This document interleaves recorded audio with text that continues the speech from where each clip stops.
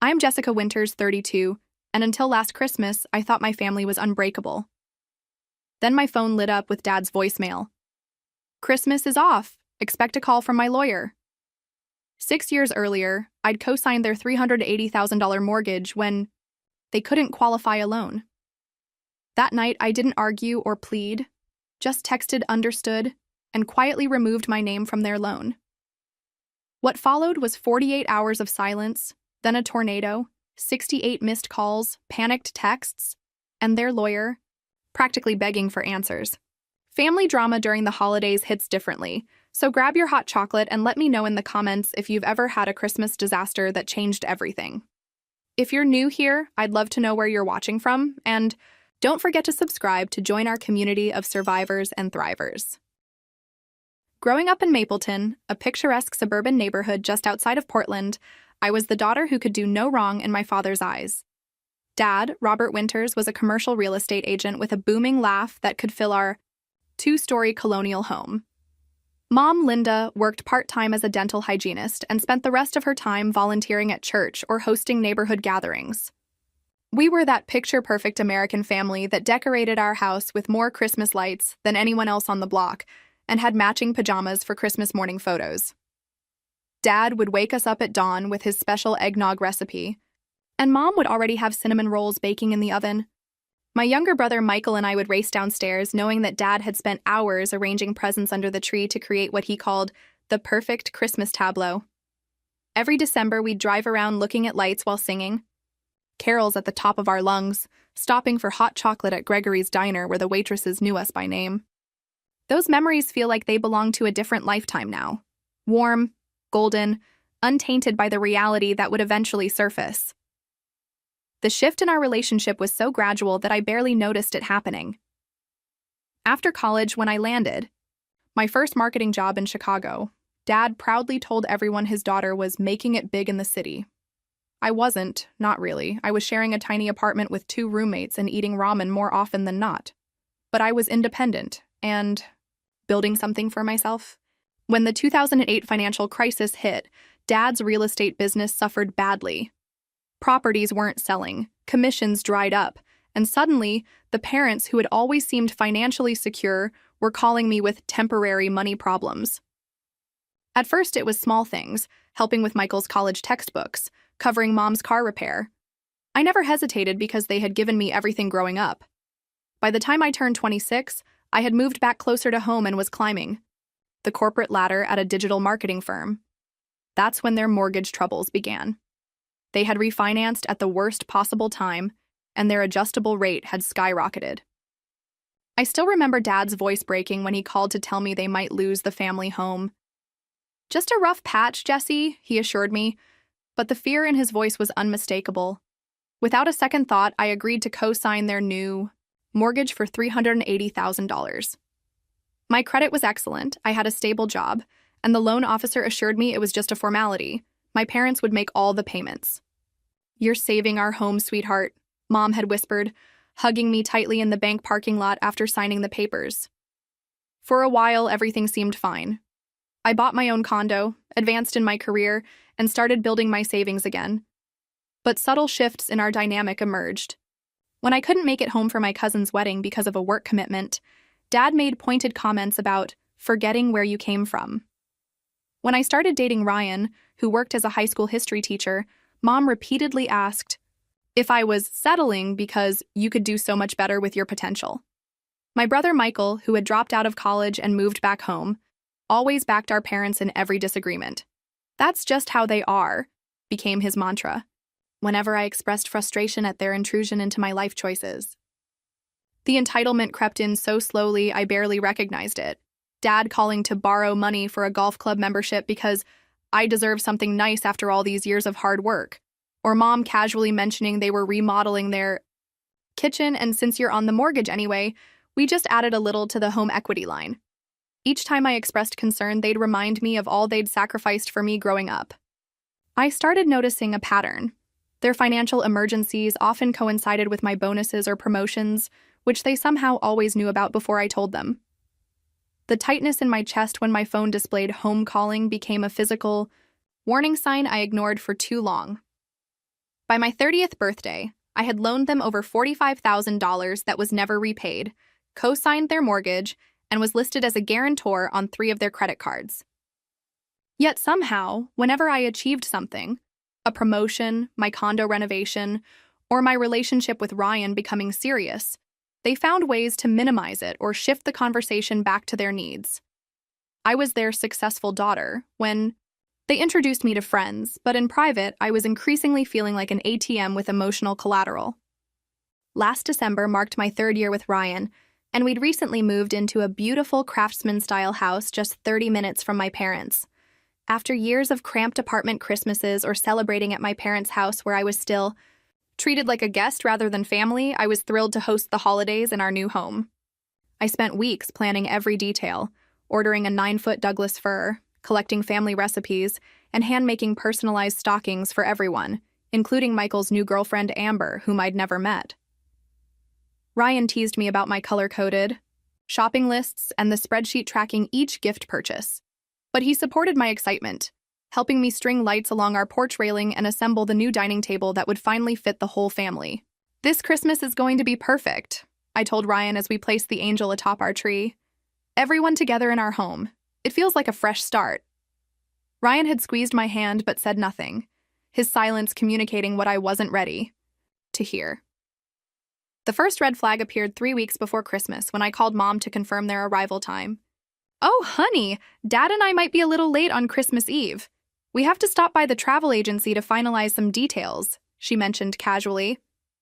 "Travel agency? Are you planning a trip?" I asked, arranging pine cones in a bowl for the coffee table centerpiece. "Just a little Caribbean cruise for February," she replied. 35 years of marriage deserves a celebration, don't you think? I agreed, of course, but something didn't add up.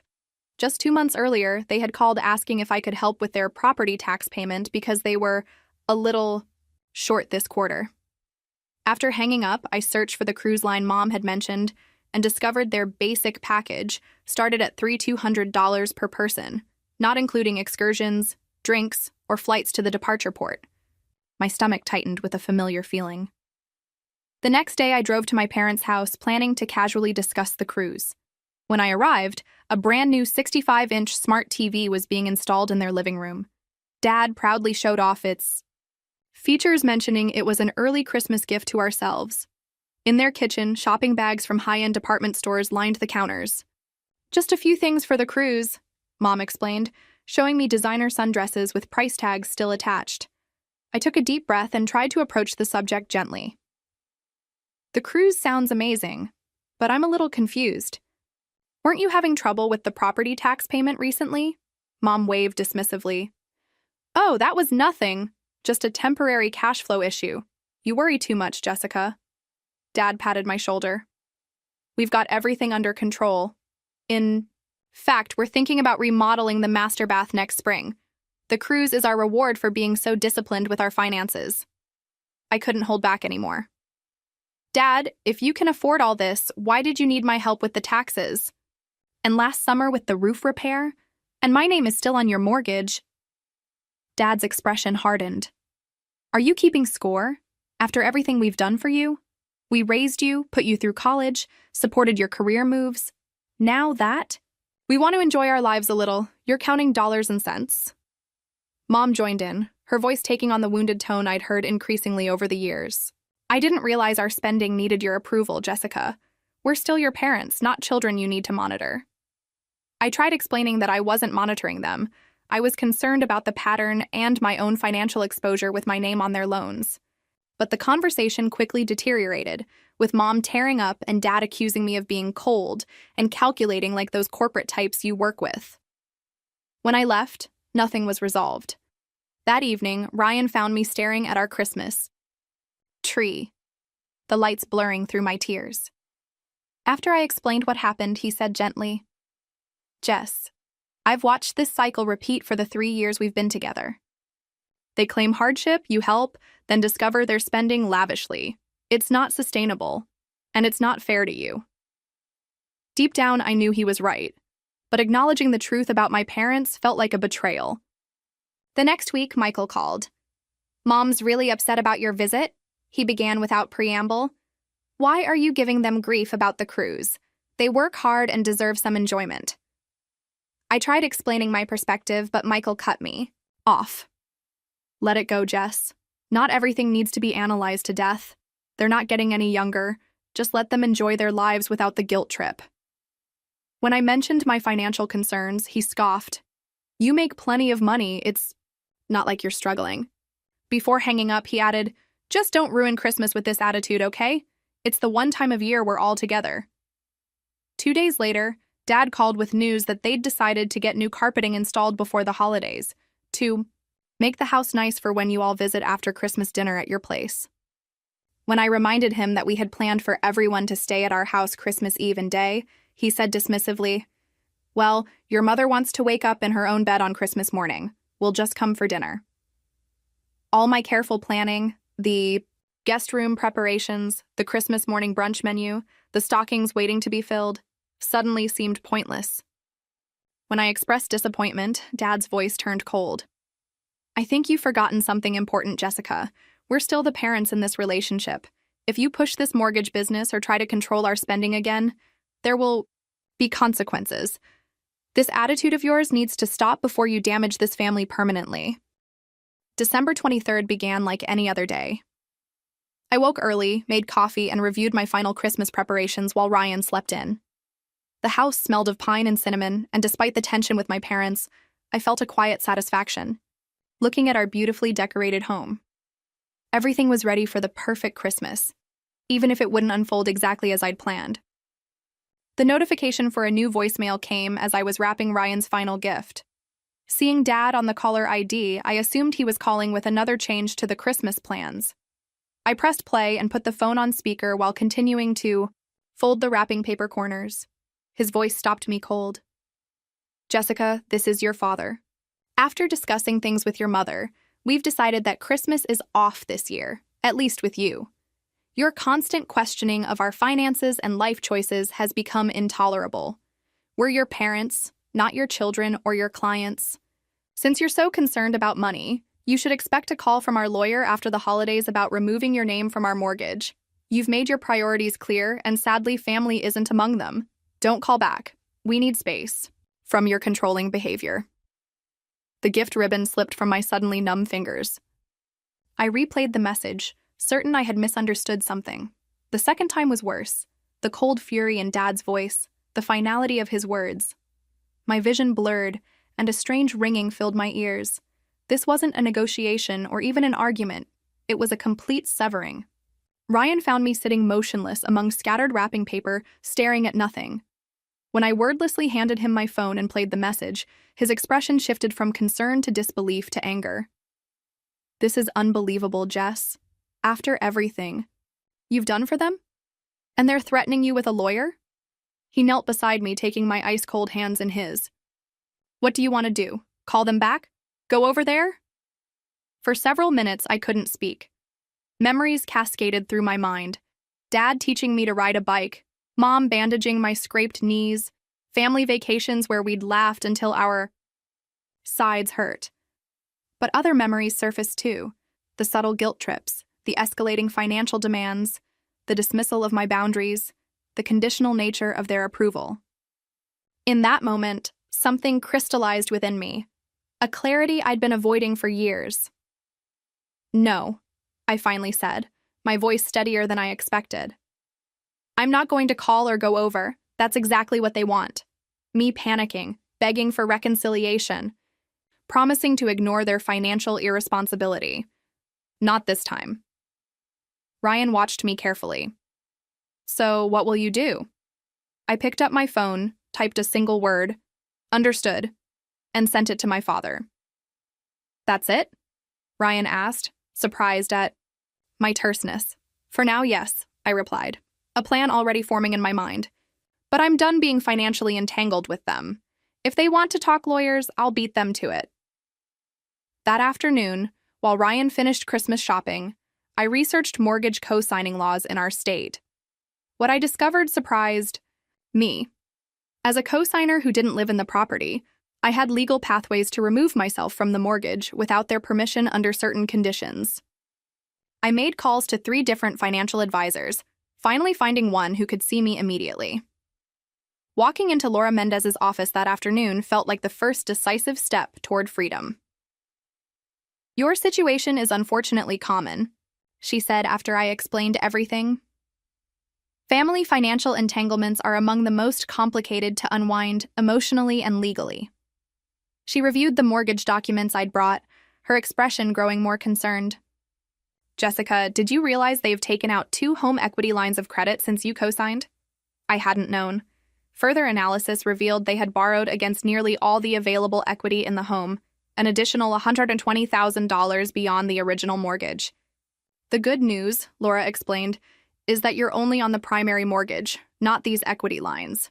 But given their spending patterns and these threats, we need to act quickly to protect you."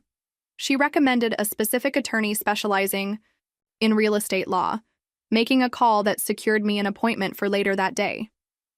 The attorney, Marcus Chen, reviewed my documents and confirmed what Laura had suggested.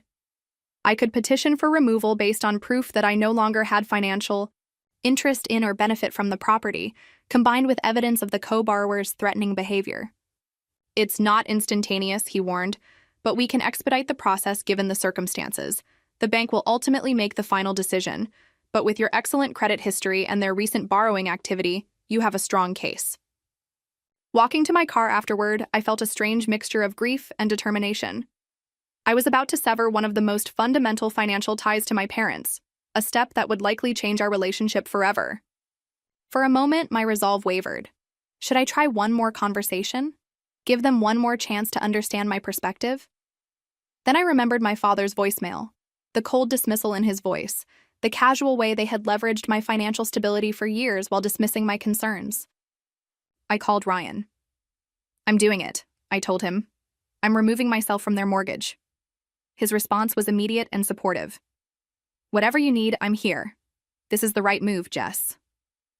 That evening, we canceled our Christmas Eve gathering plans and began the process of returning or repurposing the perishable food I'd purchased. Looking at our beautiful home decorated for a family celebration that wouldn't happen, I allowed myself 30 minutes to cry. For the family I thought we were, for the Christmas I had planned, for the relationship I now realized had been built on emotional manipulation. Then I dried my tears, opened my laptop, and began meticulously documenting every financial transaction between my parents and me over the past 6 years. By midnight, I had compiled irrefutable evidence of a disturbing pattern. Their requests always escalated after my financial successes. Their emergencies were frequently followed by luxury purchases, and their promises of repayment had never once been fulfilled. Armed with this documentation and the guidance from both financial and legal advisors, I went to bed with a plan in place and a strange sense of calm. For the first time in years, I felt like I was choosing myself, not selfishly, but in recognition that healthy relationships cannot exist alongside financial exploitation, even when it's disguised as family need. Christmas Eve morning dawned gray and rainy, matching my mood as I prepared for a day very different from what I'd planned. Instead of welcoming family for a joyous celebration, I was gathering bank statements, mortgage documents, and correspondence for my appointment with the bank. Ryan offered to come with me, but this felt like something I needed to handle alone. "I'll be fine," I assured him, trying to sound more confident than I felt. "Maybe you can start taking down some of the decorations while I'm gone." The Christmas tree and decorations that had brought me so much joy now felt like painful reminders of shattered expectations. The local branch of Midstate Bank was nearly empty when I arrived. Most people were finishing last-minute shopping or preparing for holiday gatherings, not initiating complex financial procedures. Vanessa Johnson, the mortgage specialist I'd spoken with earlier, was waiting for me in a small glass-walled office decorated with a tiny artificial tree. "Not how you plan to spend Christmas Eve, I imagine," she said sympathetically, gesturing for me to sit. For the next 2 hours, we reviewed my situation in painstaking detail. I provided the documentation from my attorney about my legal rights.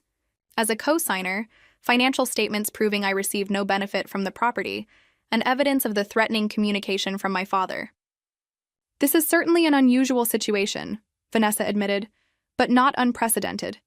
The bank's primary concern is ensuring the loan remains secure." She explained that removing me would require a review of my parents' current financial situation, a process that could potentially trigger a reevaluation of their creditworthiness. If their financial position has deteriorated, or if they've taken on significant additional debt, the bank might require them to refinance under different terms, she warned. Are you prepared for that possibility? The question gave me pause. Was I ready to potentially cause my parents serious financial difficulty?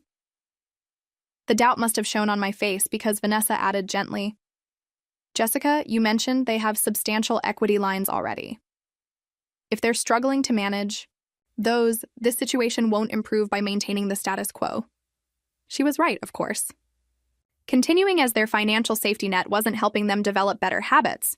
It was enabling behavior that would eventually collapse anyway, potentially taking my financial security down with it. I understand, I said finally. Please, proceed with the removal process. Vanessa began preparing the necessary paperwork, explaining each document before I signed. The removal wasn't instantaneous. There would be a review period, during which the bank would evaluate my parents' ability to maintain the mortgage without my income and credit supporting it. Best case scenario, this process is within 72 hours, due to our expedited request, she explained. It could take longer with the holidays, but I've flagged it as urgent based on the circumstances. As I signed the final document requesting my removal from the mortgage obligation, my hand trembled, slightly. This signature represented more than a financial decision. It was the first concrete step in dismantling a dysfunctional pattern that had defined our relationship for years. Walking to my car afterward, I checked my phone, half expecting angry messages from my parents. There were none, just Christmas wishes from friends and colleagues unaware of the family drama unfolding. The silence from my parents was both a relief and unsettling. Did they assume their threat had cowed me into submission? Were they enjoying their Christmas Eve, believing they'd successfully put me in my place? Driving home, I passed houses with twinkling lights and families carrying wrapped presents inside, and a wave of grief washed over me. Despite everything, I mourned the loss of the family I had believed in, the one I had desperately tried to preserve through years of financial and emotional concessions. Ryan was waiting with hot chocolate and quiet understanding when I returned. How did it go? He asked, wrapping an arm around my shoulders. The process is started, I replied, leaning into his embrace. Now we wait. That evening, as darkness fell on Christmas Eve, I experienced moments of paralyzing doubt. Had I overreacted? Should I call my parents and try one more time to work things out? I even picked up my phone several times, finger hovering over my father's contact. Each time, I forced myself to replay his voicemail, reminding myself of the cold dismissal in his voice, the threat of legal action, the years of manipulation. You're doing the right thing, Ryan reassured me, finding me staring at my silent phone again. Their reaction to your completely reasonable concerns was to cut you off and threaten you legally. That's not how loving parents behave. He was right, but the rational knowledge didn't ease the emotional turmoil. I'd been raised to believe that family loyalty trumped everything, that good daughters sacrificed for their parents without question or complaint. Breaking free of that programming felt physically painful, like tearing adhesions that had formed around my heart. The bank would be closed for Christmas Day, so nothing would progress until at least December 26th. The waiting period stretched before me like an abyss. To distract myself, I threw my energy into repurposing our Christmas celebration. Ryan and I decided to volunteer at a local homeless shelter Christmas morning, serving breakfast to people who truly had nowhere else to go. It felt fitting somehow, channeling my hurt into service rather than self-pity. That night, I dreamed of my childhood home. But in the dream, the doors and windows were locked against me, while I could see my family celebrating inside without me. I woke at 3 a.m., tears streaming down my face. Ryan stirred beside me. Same dream? He asked quietly. It wasn't the first time I'd woken crying since this began. I nodded, unable to speak through the tightness in my throat. Come here, he said, pulling me close. You're not alone, Jess. Not now, not ever. Wrapped in his unwavering support, I eventually drifted back to sleep. Christmas Day passed in a blur of activity at the shelter, followed by a quiet dinner at home with just Ryan and me. My brother Michael had texted that morning, "Merry Christmas, I guess," but made no mention of our parents or the canceled family gathering.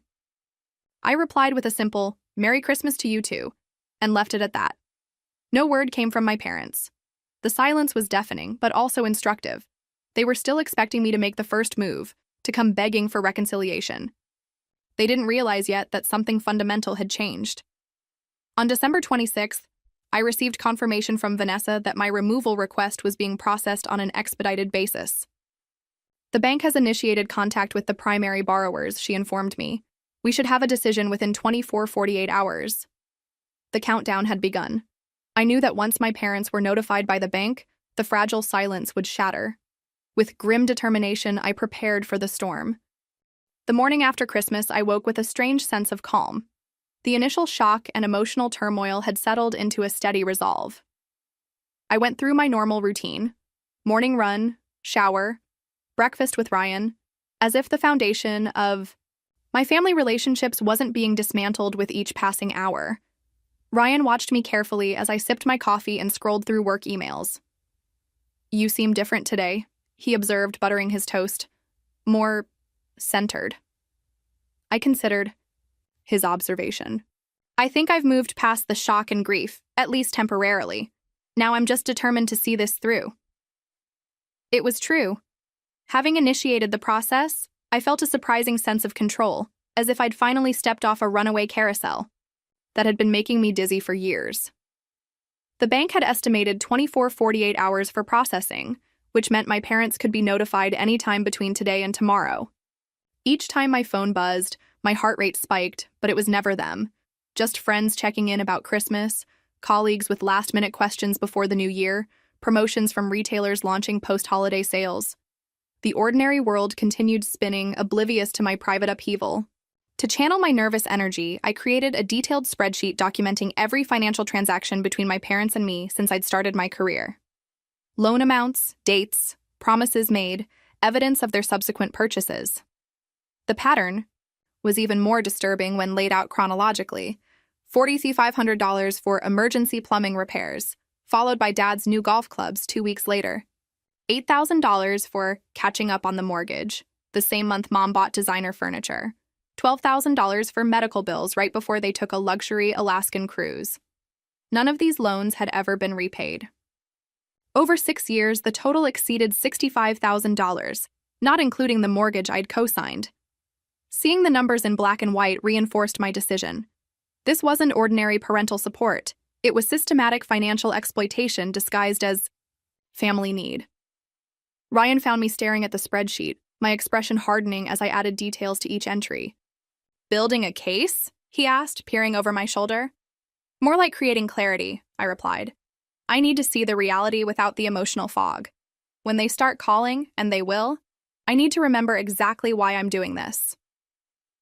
As the day progressed, I experienced waves of conflicting emotions. Determination followed by doubt.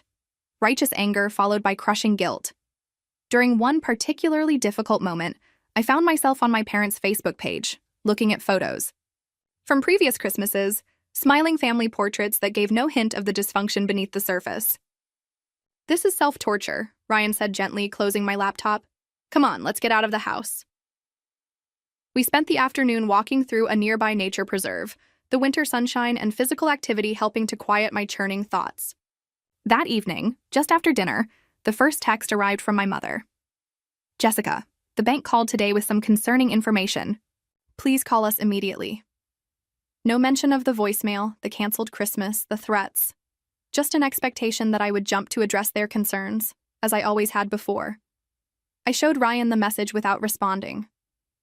"And so it begins," he said, squeezing my hand. "Are you ready?" I nodded, though ready didn't quite capture the complex mixture of dread and determination I felt. We had discussed my strategy. Maintain silence for the full 48-hour processing period. Don't engage until the removal was complete. Don't give them an opportunity to manipulate me into changing course. The second message came an hour later, this time from Dad. "Jessica, this bank situation is a misunderstanding. Call me ASAP." Again, I didn't respond. By the time we went to bed, I had received 5 more increasingly urgent messages. The last one showed the first crack in their facade. Honey, whatever's upset you, we can fix it. Please don't do anything. Hasty with the mortgage. We need to talk. I slept fitfully that night, dreaming of ringing phones and unsigned documents. The next morning brought the first voicemail from my mother, her voice tight with controlled panic. Jessica, the bank says you're trying to remove yourself from our mortgage. They're reviewing our financials now. You need to call them and stop this process immediately. This isn't a game. This is our home. By noon, the messages were coming every 30 minutes, alternating between my parents with occasional texts, from Michael asking why I wasn't responding to Mom and Dad. I silenced my phone, focusing instead on preparing for the conversation I knew was coming. With Ryan's help, I drafted talking points, clear, unemotional statements about my boundaries, expectations, and the path forward. Remember, Ryan coached, this isn't a negotiation. You're informing them of your decision, not asking for permission. Around 3 p.m., I received an email from Vanessa at the bank. The removal process is proceeding. The primary borrowers have been notified and the financial review is underway. I'll update you when it's complete. Reading those words, I felt a weight lift from my shoulders. The process was working. The machinery of financial disentanglement was in motion, independent of my parents' attempts to stop it. By evening, my parents had escalated to having friends and extended family contact me. My Aunt Susan called, clearly uncomfortable with her assigned role. Your parents asked me to reach out. They say there's some confusion about the mortgage. They're pretty upset, Jessica. I explained briefly that this was between my parents and me, thanked her for her concern, and politely ended the call. The pressure was mounting exactly as I had anticipated. This was the pattern. When direct demands didn't work, they mobilized others to apply pressure, making me feel isolated and unreasonable. But this time, with Ryan's steadfast support and my own clarity about the situation, their tactics weren't working. The second morning, marking approximately 48 hours since I'd initiated the process, began with an unexpected development. A call from an unknown number turned out to be Thomas Greenberg, my parents' attorney. Unlike my parents' emotional messages, his voicemail was measured but concerned. Ms. Winters, this is Thomas Greenberg representing Robert and Linda Winters. I understand there's a situation developing with their mortgage that requires immediate attention. My clients are extremely concerned about the potential implications. Please contact me at your earliest convenience to discuss resolving this matter before it escalates further. I forwarded the voicemail to Marcus Chen, my own attorney, who advised me to continue maintaining silence until we received final confirmation from the bank. We're in the home stretch, he assured me. Don't engage until the process is complete. By mid-afternoon, my missed call count had reached a staggering number: 42 calls from my parents, 13 from Michael, 8 from their lawyer, and 5 from various family friends, 68 missed calls in total. Texts and voicemails piled up, their tone evolving from demanding to pleading as the reality of their situation apparently dawned on them. At 4:17 p.m., the email I'd been waiting for arrived from Vanessa. Process complete. You have been successfully removed as co-signer from the mortgage on the property at 1842 Oakwood Lane. The primary borrowers have been notified of this change and its implications for their loan terms going forward. I sat staring at the screen, a complex wave of emotions washing over me: relief, vindication, grief, and something unexpected: freedom.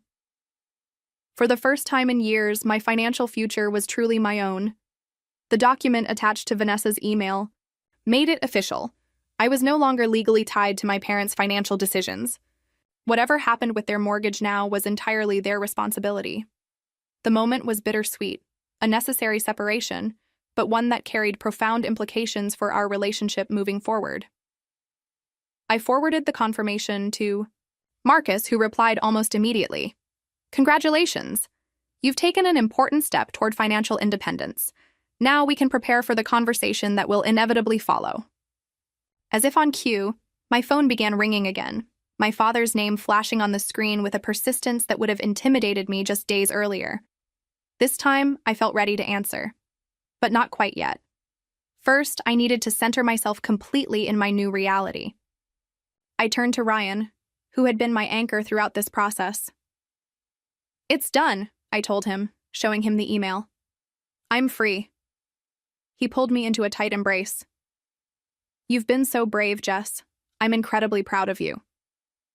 Tomorrow, I would begin the process of establishing new boundaries with my family. Boundaries based on mutual respect rather than financial obligation. Tonight, I would allow myself to process the complex emotions of this necessary ending.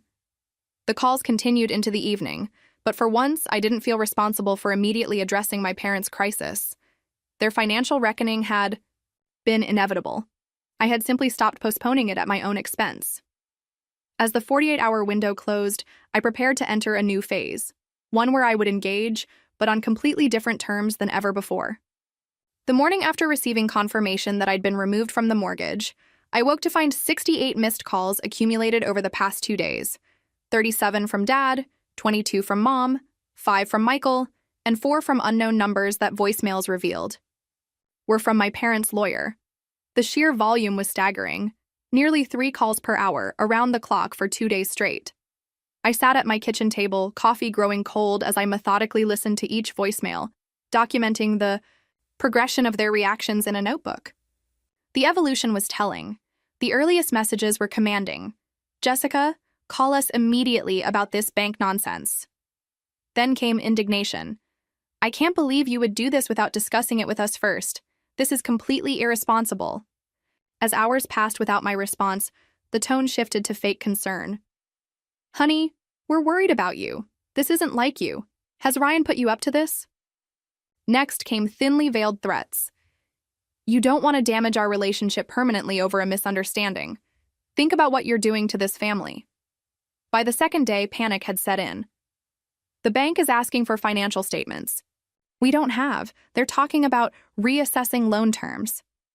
Please, Jessica, you need to fix this. The final messages revealed desperation. Jessie, please. We could lose the house. Everything we've worked for. Don't do this to us. My father's voice, which had been so cold and dismissive in his Christmas Eve message, now trembled with fear. My mother openly sobbed in her last voicemail, begging me to call them back. The messages from their lawyer, Thomas Greenberg, were more measured but conveyed increasing urgency. Ms. Winters, my clients are facing potential significant financial restructuring due to your actions. I strongly encourage you to contact me to discuss potential remedies before their position deteriorates further. Michael's messages were the most personally cutting. What the hell, Jess? Mom's having anxiety attacks. Dad hasn't slept. All because you're throwing some tantrum about Christmas? Grow up and fix this now. The irony of being told to grow up by my younger brother who still lived rent-free with our parents was not lost on me. Ryan sat beside me as I finished the last voicemail, his expression a mixture of concern and support. How are you feeling? He asked quietly. I considered the question carefully. Oddly calm, I replied finally, and certain. For the first time in years, I feel certain about setting these boundaries.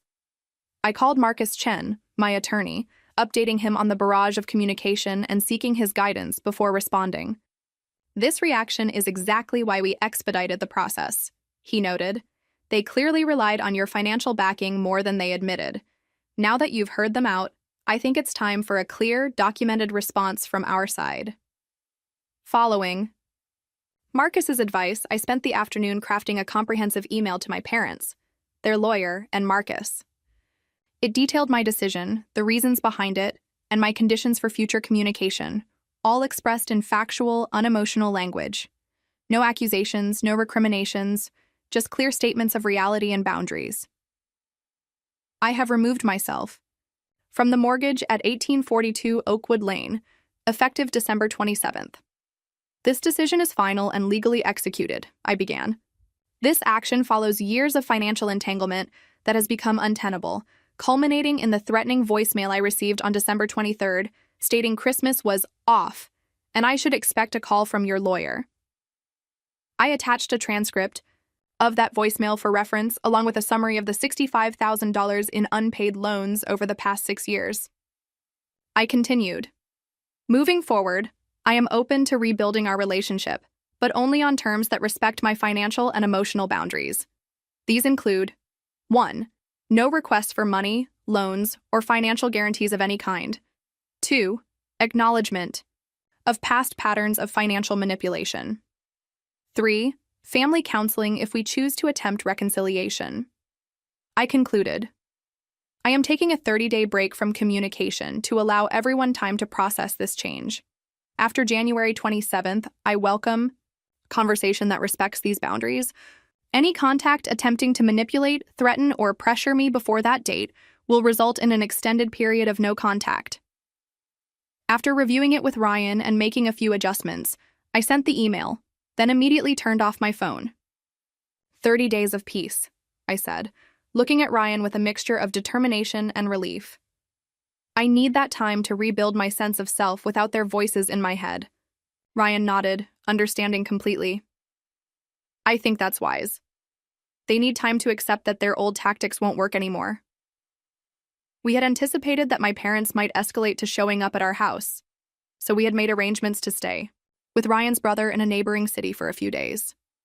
As we packed overnight bags, I felt a strange sense of being a refugee from my own family, displaced by toxic dynamics I could no longer tolerate. The next morning, before we left, a certified letter arrived from Thomas Greenberg. Inside was a formal response that struck a markedly different tone from his urgent voicemails. My clients have asked me to evaluate their options regarding the mortgage situation. Upon review of the documentation, I must advise them that your removal as co-signer was executed legally and appropriately. The bank's reassessment of their loan terms is a standard procedure following such a change. The letter continued. While my clients are understandably distressed by this development and its timing, I have counseled them that pursuing legal action against you would be inadvisable and unlikely to succeed. I have recommended they focus instead on restructuring their finances to accommodate the new mortgage terms. Reading between the lines, it was clear their lawyer had recognized the weakness of their position and advised them accordingly. This confirmation that I had acted within my rights provided additional validation of my decision. By that afternoon, we were settled at Ryan's brother's apartment, temporarily insulated from the immediate fallout. My email auto-response was active, informing anyone who contacted me that I was taking a break from communication until January 27th. I had notified my workplace that I was dealing with a family situation and would be working remotely for a week.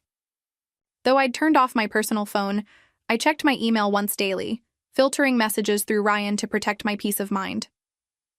3 days after sending my email, the first message from Michael arrived. Not the angry tirade I'd expected, but something more thoughtful. Jess, I was wrong to come at you like I did. I didn't know about Dad's voicemail or all the money they've borrowed. Mom finally showed me their credit card statements and home equity line. It's worse than I realized. I'm trying to help them figure things out, but it's a mess. I'm sorry for what I said. When you're ready to talk, I'm here. His message gave me hope that at least one family relationship might survive this upheaval. A week into my self-imposed communication break, I received an unexpected email from my mother's sister, Aunt Catherine, who had always been the family truth teller. Jessica, I've heard Robert and Linda's version of events, but I know there are always two sides. Whatever happened, know that standing up for yourself isn't wrong. They've always leaned too heavily on you. Take the time you need. Family should lift you up, not drain you dry. Her support was a balm to my soul, confirmation that I wasn't crazy or selfish for establishing boundaries.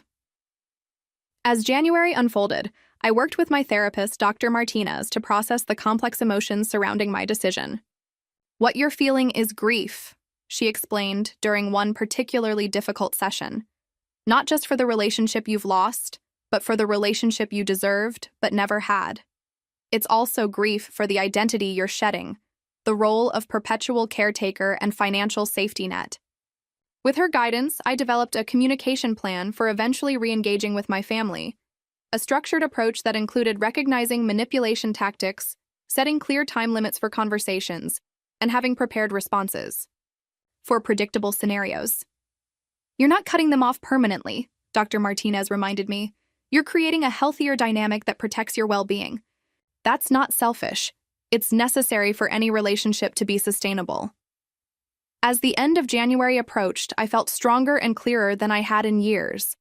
The constant anxiety that had accompanied every interaction with my parents had diminished, replaced by a calm certainty about my boundaries. I was ready for whatever came next, whether reconciliation on new terms or the painful acceptance that some relationships cannot be salvaged if one party refuses to acknowledge harmful patterns. On January 26th, the day before my communication break was set to end, I received a brief email from my father, the first direct contact from either of my parents since my boundary-setting message. It contained just 3 sentences. We've met with a financial advisor to address our situation. Your mother and I would like to talk when you're ready. We understand things need to change. It wasn't an apology or an acknowledgement of the pain they'd caused, but it was a start. A small indication that perhaps they were beginning to recognize the reality of our new dynamic. Tomorrow, I would respond, taking the first careful step toward whatever our relationship would become. But it would be on my terms, with my boundaries firmly in place, and with the knowledge that I was no longer financially tethered to their choices. 24 hours after receiving my father's brief email, my self-imposed communication break officially ended. After carefully considering my response with input from both Ryan and Dr. Martinez, I sent a short reply. I appreciate your willingness to talk. I suggest meeting at Riverside Cafe this Saturday at 11 a.m. I'll be bringing Ryan for support.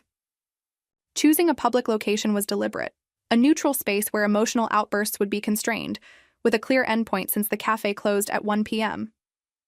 Having Ryan present wasn't negotiable. I needed his grounding presence to help me maintain my boundaries. Dad replied within minutes. We'd prefer to meet at home, just family.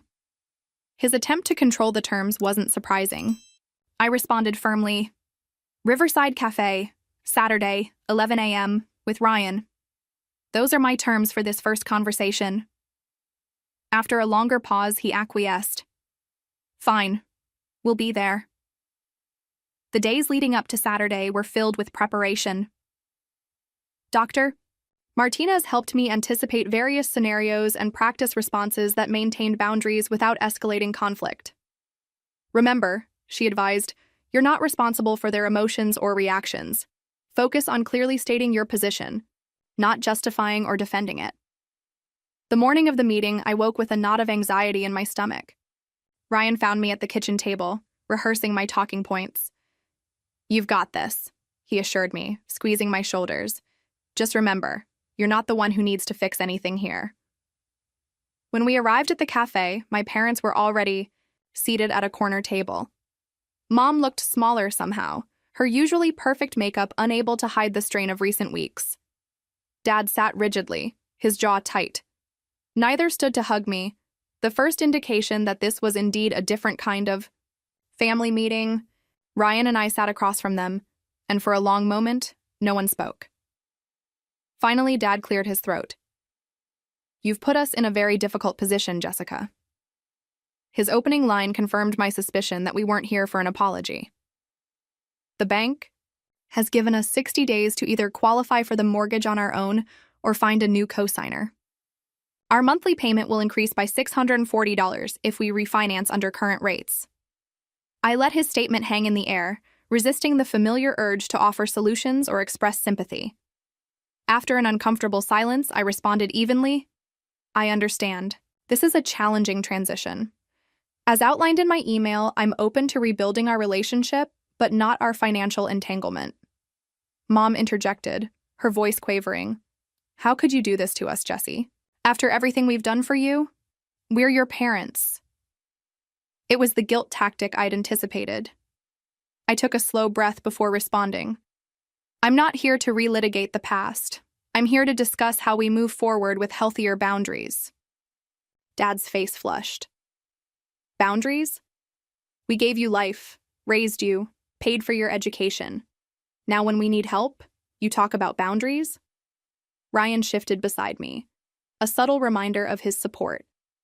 I maintained eye contact with my father. Yes, boundaries. Like not threatening me with lawyers when I expressed concern about financial decisions. Like not canceling Christmas as punishment for questioning the mortgage I co-signed. Mom dabbed at her eyes with a napkin. That was your father's anger talking. He didn't mean it. He did mean it, I countered calmly. And it was the culmination of a pattern, not an isolated incident. I placed a folder on the table containing printouts of my financial documentation. Over the past 6 years, I've provided $65,130 in loans that were never repaid, co-signed a $380,000 mortgage, and been added as guarantor to credit cards I never used. That's in addition to the emotional cost of being made to feel selfish whenever I question these arrangements. Dad barely glanced at the documents. So you're keeping score? That's what family means to you. A balance sheet? No, I replied steadily. Family means mutual respect and support, not one-way financial dependence disguised as parental authority. Our conversation continued in this vein for nearly an hour, my parents alternating between guilt tactics, minimizing their actions, and expressing indignation at my betrayal. Each time I calmly redirected to the core issue. Their behavior had damaged our relationship, and rebuilding would require acknowledgement and changed patterns. The turning point came unexpectedly when I mentioned the Caribbean cruise they'd booked while claiming to be unable to pay their property taxes. Dad waved dismissively. That was a special anniversary celebration. Everyone deserves some luxury.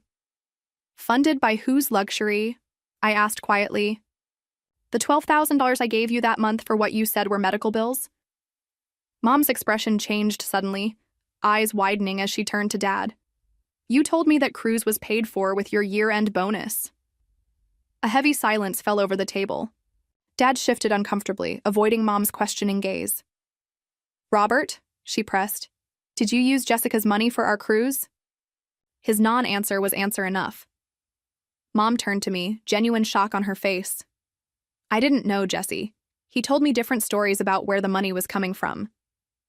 It was the first crack in their united front, the first indication that perhaps their financial deception had layers I hadn't even recognized. For the remainder of our meeting, a subtle shift occurred. Mom asked more questions, listening with growing distress as I outlined the pattern of financial manipulation. Dad became increasingly defensive, eventually muttering that he needed air and stepping outside. With him gone, Mom spoke more freely. Things have been worse than I realized, she admitted quietly. The home equity lines, credit card debt. I signed papers without fully understanding what they meant. Robert handles the finances. Mom, I said gently, you're an adult with equal responsibility in this marriage. Not knowing doesn't excuse the impact on me. She nodded slowly, tears spilling onto her cheeks. I know, I don't know how we got here. Or how to fix it. As we prepared to leave, Dad returned, his expression closed and defensive.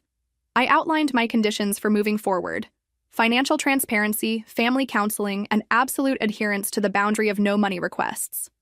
And if we refuse these conditions? Dad asked stiffly. Then we'll have very limited contact, I replied simply. I won't subject myself to patterns that have proven harmful. Outside the cafe, Ryan held my hand tightly as we watched my parents drive away. You did amazing, he said. How are you feeling? Lighter, I realized, like I've finally said things I've needed to say for years. The aftermath of our confrontation unfolded in unexpected ways. That evening, Michael called, his first direct contact since his apologetic email. Mom's a mess, he began, but without his earlier accusatory tone. She says she didn't know about a lot of the financial stuff, that Dad kept her in the dark. And you believe her? I asked cautiously. He sighed heavily. I don't know what to believe anymore. I found papers in Dad's office yesterday.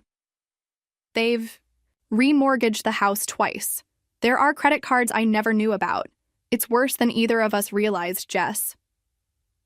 For the first time, Michael and I had a genuine conversation about our parents' behavior, not as adversaries, but as adult siblings trying to understand a troubling family dynamic. 2 days later, I received separate emails from my parents. Mom's was contrite, acknowledging her complicity through inaction and expressing a willingness to try family counseling. Dad's was briefer and less yielding, but he agreed to discuss these issues further in a professional setting. Their lawyer, Thomas Greenberg, also reached out with an unexpected disclosure. In the interest of transparency, I feel professionally obligated to inform you that your parents consulted me last year about adding your name to additional financial instruments without your direct knowledge. I advised against this course of action as it would potentially constitute fraud. This revelation confirmed my worst suspicions. The financial entanglement might have gone even deeper had they found a less ethical attorney. As January turned to February, our family entered uncharted territory. The mortgage situation remained unresolved, my parents scrambling to either qualify on their own or find an alternative solution. Our relationship hung in a fragile balance, the old patterns broken, but new ones not yet established. What had become clear through our confrontation was that the financial manipulation had been largely driven by my father, with my mother's complicit ignorance enabling his behavior. This didn't excuse her role, but it added nuance to our path forward. The power dynamic had fundamentally shifted. For the first time in my adult life, I wasn't approaching my parents from a position of obligation or guilt, but from a place of clear-eyed agency. Whether our relationship could be rebuilt on healthier terms remained to be seen, but I had done the necessary work of breaking the damaging patterns of the past. As Dr. Martinez reminded me in our session following the confrontation, family relationships should be maintained because they're nurturing and supportive, not out of obligation or fear. You've created the space for something healthier to potentially grow. That space, painful as it was to create, felt like the most honest gift I could give to both my family and myself. By mid-February, news of our family rift had spread through the extended family grapevine, creating ripple effects I hadn't fully anticipated. Aunt Susan called first, her voice tight with disapproval. Family problems should stay private, Jessica.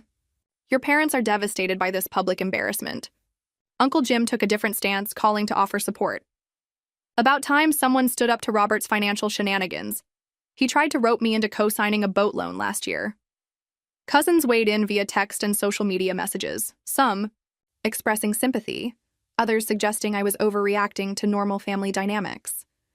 The spectrum of reactions highlighted how differently people viewed financial boundaries in family relationships. My maternal grandmother, Nana Beth, surprised everyone by firmly taking my side. At 82, she drove herself to my house one Saturday morning, armed with homemade cookies and blunt wisdom. Your grandfather and I helped your parents when they were starting out, she explained, settling into my sofa. Small things, down payment for their first apartment, occasional grocery money when times were tight. But Robert developed a taste for assistance that never went away. It worried your grandfather to his dying day. Her validation meant more than she could know, confirmation from someone who loved my parents, but recognized the unhealthy patterns. Meanwhile, my parents were facing the harsh reality of their financial situation without my support. Dad reluctantly took a part-time job at a local hardware store to supplement his declining real estate income. Mom began selling her extensive collection of designer purses and jewelry on consignment. Michael reported they were meeting with financial advisors and considering downsizing to a smaller home, painful but necessary steps toward living within their actual means. The bank had extended their qualification period by 30 days after. They made a good faith payment toward the principal, but the deadline still loomed. Michael's role evolved in unexpected ways. Initially my parents' defender, he had become a reluctant mediator as he discovered more about their financial reality. Dad had a complete meltdown yesterday, he confided during one of our weekly phone calls. The financial advisor laid everything out. The credit card debt, the underwater mortgage, the loan from his brother he never repaid. Mom just sat there getting paler and paler. I didn't know what to say. For the first time in our adult lives, Michael and I were truly talking, not as competitors for parental approval, but as siblings navigating a family crisis. He admitted feeling resentful at first about my financial independence. You always made it look so easy. Great job, nice home, healthy relationship. I guess I bought into Dad's narrative that you were just lucky, not that you actually worked for it. In turn, I acknowledged envying his seemingly uncomplicated relationship with our parents. You never seemed to disappoint them like I did. Every life choice I made was scrutinized, while you got automatic approval. These honest conversations began healing a sibling relationship that had been strained by our parents' differential treatment. 3 weeks after our confrontation at the cafe, we attempted our first family counseling session. I found a therapist specializing in financial trauma and family systems. Dr. Abigail Chen, who agreed to see us together. The session was tense, but productive, with Dr. Chen establishing clear ground rules about communication and respect. Dad participated minimally, answering direct questions but offering little voluntary insight. Mom was more engaged, tearfully acknowledging how her passivity had enabled destructive patterns. "I just wanted everyone to be happy," she explained. "It seemed easier to go along with things than to create conflict." Dr. Chen gently challenged this perspective. But someone was bearing the cost of that conflict avoidance. In this case, Jessica. The most revealing moment came when Dr. Chen asked my parents to articulate what they wanted from our relationship moving forward. Mom immediately said, "I just want my daughter back in my life." Dad's answer was more telling. "I want things to go back to how they were." When prompted to elaborate, he admitted, "I want Jessica to trust us again, financially." His honesty, however problematic, was at least a starting point for real discussion. After the session, Dr. Chen met with me privately. "Your father shows signs of financial dependence disorder," she explained. "It's similar to other dependencies. The brain develops reward pathways around getting financial support, making it extremely difficult to change the behavior without significant intervention." She recommended I maintain firm boundaries while they worked through their issues, suggesting separate counseling for my parents alongside our family sessions. The next month brought small, hesitant steps toward rebuilding. Mom began meeting me for coffee weekly without Dad, our conversations gradually becoming more authentic. During one such meeting, she confessed, "I've been looking at our old Christmas photos. Remember how you always wanted to put the star on top of the tree? Robert would lift you up on his shoulders even when you got too big, and you'd both laugh about how you'd topple over." Her eyes welled with tears. "I keep thinking about how we got from there to here." It was the first time either parent had expressed nostalgia for our relationship without using it as emotional leverage. Progress with Dad was slower and more complicated. At our third family counseling session, he finally admitted feeling humiliated by needing financial help. "A father should provide for his family, not the other way around," he stated gruffly. "Every time Jessica succeeded, it reminded me of my failures." This revelation explained so much about his behavior: the minimizing of my accomplishments, the escalating financial demands after my promotions, the constant reminders of all he had done for me. His self-worth had become dangerously entangled with financial control. By early April, my parents had made their decision about the house. They would sell it and move to a smaller condo that they could afford without financial support. The process was painful for them, involving letting go of not just a home, but the facade of financial success they had maintained for years. I maintained my boundary about not helping financially, but offered practical support by connecting them with a reliable real estate agent and helping Mom sort through decades of accumulated possessions. On moving day, I arrived with coffee and bagels, prepared to help box remaining items. Dad answered the door, looking older and more subdued than I had ever seen him. "Thanks for coming," he said simply, the first acknowledgement that my presence was a choice, not an obligation. As we worked alongside movers, Mom found a box of my childhood artwork they had saved, homemade cards expressing childhood adoration for my parents, school projects proudly brought home for their approval. "You were such a thoughtful child," she said softly, always trying so hard to make us proud. For a moment, we all stood in silence, the gap between that loving family and our current reality painfully evident. The process of healing remained complex and nonlinear. Some days brought progress, like when Dad actually apologized for the Christmas voicemail without qualifiers or excuses. Other days featured backsliding, Mom asking if I might just help a little with moving expenses, then quickly withdrawing the request when she saw my expression. Through it all, I maintained the boundaries I had established, neither yielding to guilt nor wielding my newfound power punitively. By late spring, a new normal had begun to emerge. My parents were living within their means for perhaps the first time in decades. Their condo modest but manageable, their lifestyle adjusted to reality rather than appearance. Our relationships were fundamentally changed, but not destroyed. More honest, if less comfortable, with new respect for stated boundaries.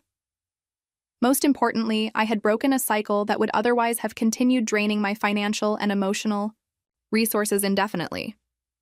The experience had taught me to recognize similar patterns in other relationships, leading me to establish healthier boundaries with friends who consistently forgot their wallets at dinner or colleagues who expected free marketing advice outside work hours. As Dr. Martinez observed in one of our sessions, this wasn't just about money. It was about recognizing your inherent value beyond what you could provide to others. That recognition, hard-won through painful family reconfiguration, had become the unexpected gift of this difficult journey. 6 months after that fateful Christmas voicemail, summer sunshine warmed the patio of my backyard as I arranged chairs in a semicircle. "Is this enough seating?" I asked Ryan, who was manning the grill. "Michael said he might bring a friend, but I'm not sure if that's still happening." Ryan looked up from the sizzling hamburgers. "Better add one more just in case. First family barbecue at our place. Pretty big milestone." I nodded, feeling a mixture of nervousness and quiet pride. Today marked the first casual family gathering since the mortgage confrontation, a deliberately low-pressure event designed to test our new family dynamic. No holiday expectations, no overnight stays, just a few hours of shared food and conversation. As I set out plates and utensils, I reflected on the journey of the past 6 months. The initial shock and pain had gradually given way to something unexpected.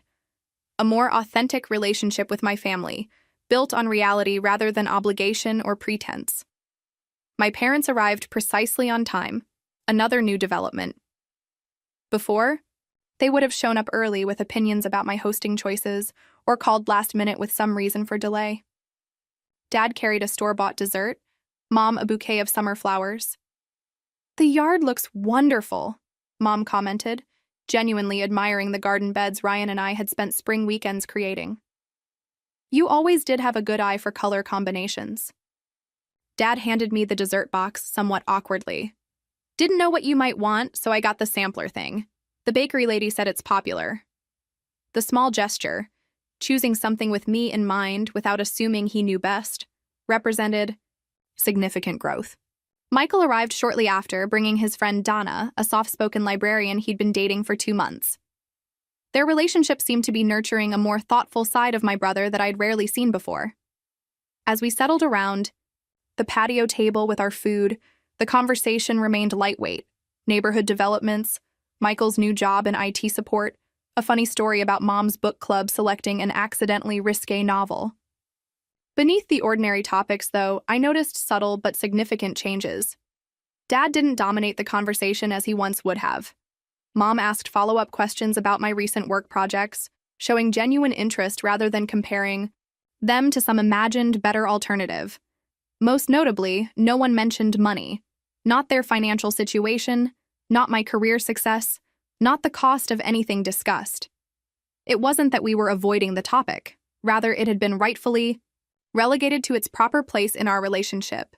Just one aspect of life, not the defining factor in our interactions.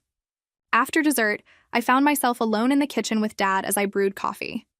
He leaned against the counter, looking out the window at Ryan and Michael discussing the vegetable garden. "I've been wanting to say something," he began, his voice quieter than usual. "But I needed to be sure I meant it first." I waited, giving him space to continue at his own pace. "I'm sorry, Jessica. Not just for the voicemail or the mortgage situation, but for years of taking advantage of your success and generosity. I convinced myself it was my due as your father." He turned to face me directly. "The financial counselor we've been seeing, he helped me see that I was using money as a form of control because I felt inadequate in other ways. It's no excuse, but I'm working to understand it so I don't repeat the pattern." The apology I had once desperately wanted now came when I no longer needed it for closure, yet it still mattered. "Thank you for saying that," I replied simply. "It helps." We carried the coffee outside together, a small moment of ordinary cooperation that felt symbolic of our gradually healing relationship. Later that evening, after everyone had left, Ryan and I sat on the porch swing watching fireflies appear in the gathering dusk. "So?" he asked. "How do you think it went?" I considered the question carefully. Better than I expected. Different, but in good ways. Like we're all actually seeing each other clearly for the first time. The changes extended beyond my immediate family. In the months following the mortgage confrontation, I had re-examined all my relationships through the lens of this experience, identifying subtle patterns of financial or emotional imbalance I had previously accepted as normal. My friendship with Stephanie, who consistently forgot her wallet at our lunches, had evolved after a candid conversation about reciprocity. My tendency to over-volunteer at work had been replaced with healthier professional boundaries. Even my relationship with Ryan had deepened through the experience, his unwavering support giving me confidence to address smaller inequities before they became entrenched patterns. Perhaps most significantly, I had developed a new relationship with myself. The crushing guilt that had accompanied any act of self-care or boundary setting had diminished, replaced by recognition that maintaining my well-being wasn't selfish but necessary. My therapist, Dr. Martinez, had helped me identify and challenge the deeply ingrained belief that my value was tied to what I could provide for others. The greatest gift of this difficult experience, she noted in our most recent session, has been watching you reclaim your inherent worth independent of your usefulness to others. My parents' situation had stabilized in ways that would have been impossible had I continued enabling their financial irresponsibility.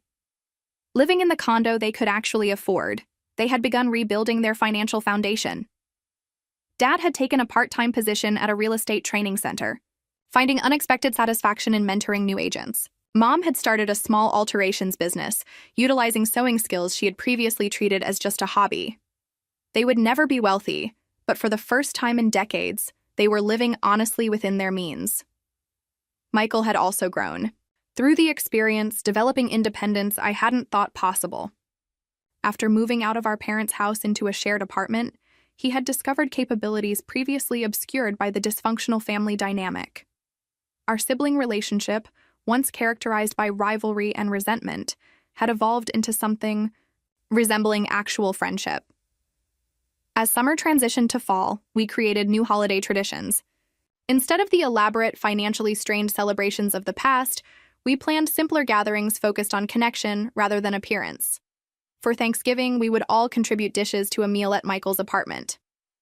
Christmas would be a brunch at the local botanical gardens with a strict spending limit on gifts. The approaching holiday season no longer filled me with dread, but with cautious optimism about continuing to build healthier family connections. On a crisp September evening, almost exactly 9 months after the voicemail that had changed everything, I sat at my desk writing in the journal Dr. Martinez had suggested I keep. Looking back over the entries from those first painful weeks, I could trace the evolution not just of my family relationships, but of my understanding of what family should be. True family, I had discovered, supports your growth rather than sabotaging it to maintain control. True family respects boundaries rather than treating them as betrayal. True love empowers rather than exploits. The mortgage situation, as painful as it had ultimately been the catalyst for transforming unhealthy patterns that might otherwise have continued indefinitely. Sometimes the most loving thing we can do for ourselves and others is to disrupt destructive cycles, even when that disruption causes temporary pain. I had learned that standing firm in my worth didn't mean abandoning love. It meant creating space for more authentic love to potentially flourish. Have you ever had to make a difficult choice between maintaining peace and establishing necessary boundaries with family? I'd love to know how you handled it. Comment below and share your experience. And if this story resonated with you, please consider subscribing and sharing it with someone who might need to hear that setting boundaries isn't selfish. It's sometimes the most loving choice we can make.